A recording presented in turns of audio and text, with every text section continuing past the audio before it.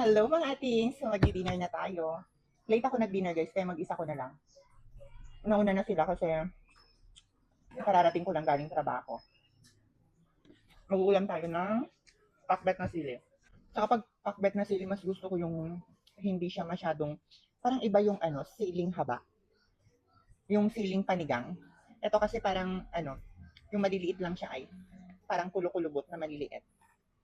Mas masarap siya pag pinakbet. Sarap.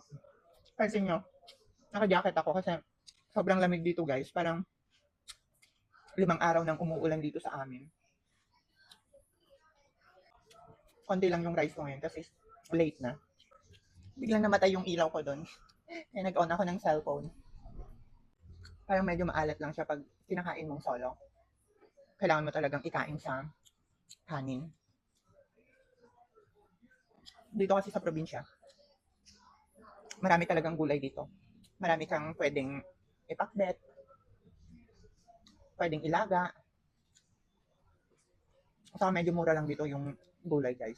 Unlike nung nasa Manila ako, lahat na bibili ang mamahal pa. Kahit uh, hindi na maganda yung gulay.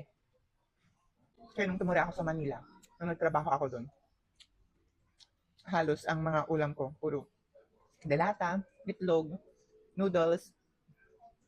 Kasi parang mas mahal pa yung gulay doon minsan. Kaya sa mga delata.